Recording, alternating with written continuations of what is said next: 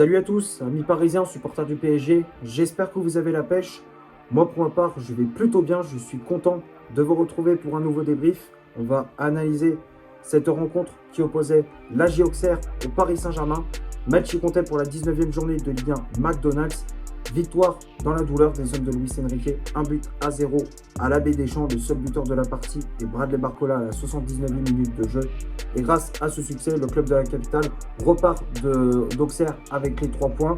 Le classement de Ligue 1, je te l'affiche juste ici. Donc on reprend la première place de ce championnat, de cette Ligue 1, avec 45 points au compteur, 14 victoires, 3 matchs nuls et 2 défaites. On compte 2 points d'avance sur le RC Lens qui est deuxième, qui s'est incliné face à l'OM sur le score de 3 buts à 1. Donc ça arrange plutôt bien nos affaires. On reprend notre première place et maintenant il faut se focaliser pour le match face à Newcastle en Ligue des Champions. Avant que le débrief commence, j'aimerais inciter les gens à s'abonner à ma chaîne YouTube pour ne rater aucune de mes vidéos en cliquant sur le bouton s'abonner et en activant la clochette pour recevoir toutes les notifications dès qu'une nouvelle vidéo sort. N'hésitez pas à liker la vidéo et laisser un petit commentaire, ça ferait énormément plaisir de voir la communauté s'agrandir de jour en jour. C'est important d'annoncer le référencement avant d'attaquer le débrief. Maintenant, pour parler du match, ça n'a pas été un match exceptionnel des Parisiens, on ne va pas se mentir. Un match où on a vu un PSG en manque de rythme, manquait cruellement de vitesse, manquait de créativité.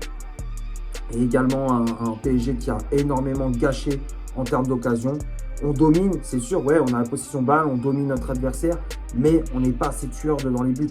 On a des situations, que ce soit avec Gonzalo Ramos, avec Kvaratskhelia, avec Barcola, avec Ibrahim Mbaye, mais malheureusement, ça manque de précision dans la finition. Il y avait beaucoup trop de déchets.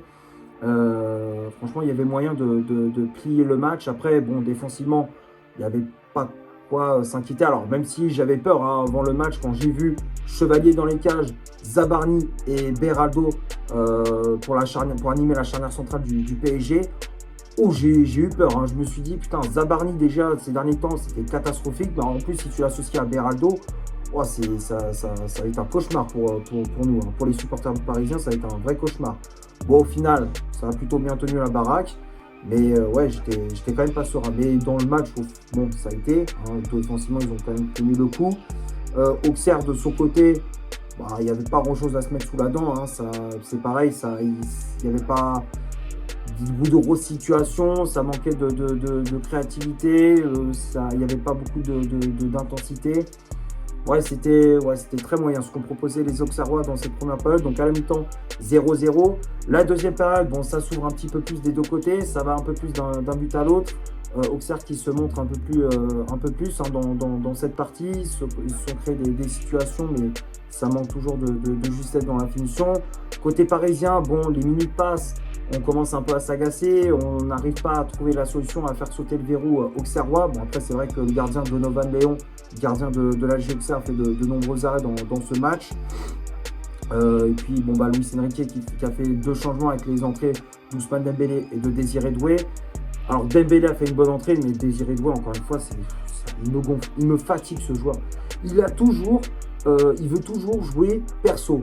Il joue que pour sa tronche, Désiré Doué. Je sais pas ce qu'il a en ce moment, mais là, il faut qu'il arrête d'avoir un melon comme ça. Il faut qu'il redescende un petit peu sur terre, parce que ce qu'il propose en ce moment, c'est pas bon. À un moment donné, il avait une occasion en or. Tu avais Barcola qui avait fait tout le travail dans son couloir. Il reçoit le ballon dans la surface, le gardien il était sorti. Le but était grand ouvert, il trouve le moyen de frapper à côté. Non, Désiré Doué, franchement, c'est une catastrophe. Depuis le début de l'année 2026, c'est très médiocre ce qu'il propose l'ailier parisien. Et ouais, les minutes passent, on se dirige tout droit vers un 0-0 très frustrant. Mais on a eu quand même l'occasion de mettre le but de la victoire à la 79e minute grâce à Bradley Barcola sur une contre-attaque parisienne avec Kvaratskhelia qui lance, qui dégage le ballon de sa propre surface pour Ousmane Dembélé qui était dos au jeu, qui parvient à se retourner dans le rond central et lancer dans la profondeur Bradley Barcola qui n'avait plus qu'à tracer jusqu'au but auxerrois, il n'avait plus qu'à faire parler sa vitesse. Et il a juste Donovan Léon. Alors la frappe, il y a eu de la réussite parce que la frappe est détournée par le gardien auxerrois. Et puis après, ça rebondit tout doucement vers le but du gardien de la JA. Mais ça rentre quand même. Ça fait donc 1-0 pour le Paris Saint-Germain. Et on en restera là, un but de Barcola. Bon, c'est pas comme je disais, c'était pas le match de l'année. Mais la victoire fait du bien puisque, comme je disais, on reprend notre place de leader vu que Lens a perdu face à Marseille. Et ouais, il faudra absolument se concentrer. Il faudra se préparer mentalement et physiquement pour le match face à Newcastle en Ligue des Champions mercredi. Maintenant, on va passer à la composition d'équipe que Luis Enrique a alignée pour ce match. Le 11 de départ se affiche juste ici, donc l'entraîneur espagnol a effectué un gros turnover avant le match face à Newcastle en Ligue des Champions. Le système de jeu, c'est toujours la même chose, ce bon vieux 4-3-3, avec dans les cages Lucas Chevalier. La charnière centrale, c'était Ilias Zabarni, associé à Lucas Beraldo. Beraldo qui a remplacé Pacho et Marquinhos, laissés sur le banc par Luis Enrique. Les latéraux, Warren, Zaïre Emery à droite, Lucas Hernandez à gauche à la place de Nuno Mendes. Le milieu de terrain, Vitinha, toujours dans ce rôle de milieu défensif avec le brassard de capitaine. Seny Mayulu et Ibrahim Mbaye en relayeur. Et le trio d'attaque avec Vicha Kvaratskhelia, ailier droit, Bradley Barcola, ailier gauche et en pointe le portugais Gonçalo Ramos. Les changements effectués par l'entraîneur parisien, donc on a vu l'entrée, comme je disais, d'Ousmane Dembélé à la place de Gonçalo Ramos et l'entrée de Désiré Doué à la place d'Ibrahim Mbaye. Que dire sur cette compo? Donc, comme je disais, Luis Enrique qui a fait un gros turnover avant le match face à Newcastle en Ligue des Champions. Il a préservé Marquinhos, Pacho. Bon, il y a eu aussi des absences avec les blessures, comme Kanguini qui est blessé. Il y a Fabian Ruiz, João Neves qui n'était pas là. Il y avait aussi pas mal d'absences. Donc Luis Enrique a essayé de préserver au maximum les cadres pour le prochain match. Donc voilà, gestion classique pour le coach espagnol. On va passer maintenant du côté des statistiques de cette rencontre. On va commencer par l'AJ Auxerre. Les Auxerrois ont eu 31% de possession de balle, 5 tirs réalisés dans le match, donc 0 frappe cadrée, aucune frappe cadrée pour les hommes de Christophe Pélissier. 303 passes au total, dont 234 passes réussies, 48 duels gagnés, 10 fautes commises, 7 arrêts effectués par Donovan Léon, 10 centres réalisés dans le match, 2 corners obtenus, 18 tacles réussis. Et du côté du Paris Saint-Germain, 69% de possession de balle, 11 tirs réalisés dans le match, dont 8 frappes cadrées, 692 passes, dont 623 passes réussies, 37 duels gagnés, 13 fautes commises, 0 arrêt effectué par Lucas Chevalier, 14 centres réalisés dans le match, 7 corners obtenus, 15 tacles réussis. Donc quand on regarde les stats possession de balle qui étaient pour PSG, comme d'habitude, les occasions aussi, il y a eu un peu plus d'efficacité on va dire, il y a eu un petit peu plus d'occasions pour les hommes de Luis Enrique. Côté Auxerrois, comme je disais, il n'y avait pas grand chose à se mettre sous la dent. Défensivement, on était plutôt solide côté parisien, donc ce qui a empêché les Auxerrois de marquer. Après, je pense avoir fait le tour. Il n'y a pas grand chose à signaler pour les stats de ce match. On va finir la vidéo sur les tops et les flops de cette partie. Je te les affiche juste ici. Alors, on va commencer par Chevalier. Chevalier qui a fait un match tranquille. Il n'y a pas eu grand chose à faire. Il n'a pas fait un arrêt spectaculaire. Les relances au pied propre. Rien à signaler pour le portier parisien.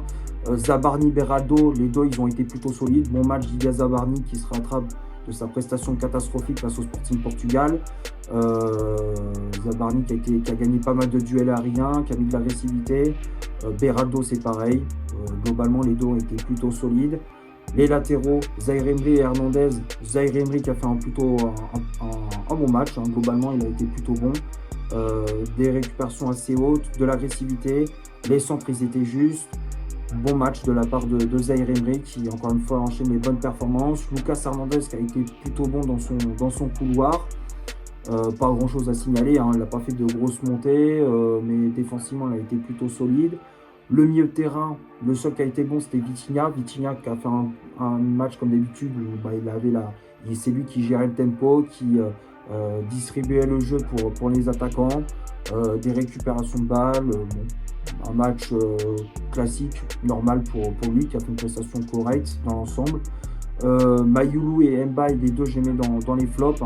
Mayulu qui a été transparent, qui a perdu pas mal de ballons, qui s'est fait bouger dans les duels. Ouais, encore une fois, Mayulu en ce moment, ça va pas du tout. Dès qu'il est titulaire, il n'est pas au rendez-vous.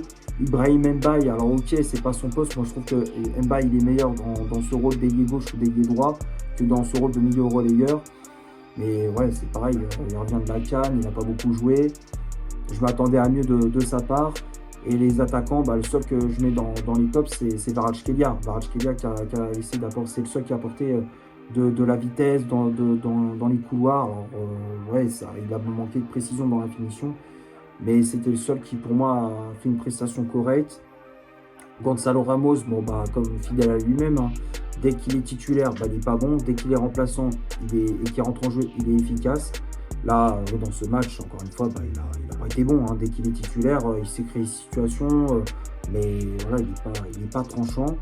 Et Barcola, c'est pareil. Alors ouais, il a marqué le but de la victoire, mais Barcola, globalement, c'est très médiocre aussi. Beaucoup de déchets dans son jeu. Beaucoup trop de déchets. Il perdait pas mal de duels également.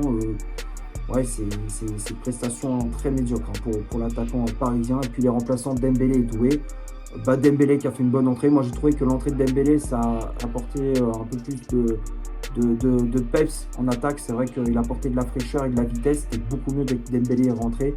Et Doué, il a fait une entrée en jeu complètement ratée. Voilà, je pense avoir fait le tour pour ce Auxerre Paris Saint-Germain. J'espère que le débrief vous aura plu. On se retrouve pour une prochaine vidéo. Ciao et allez Paris.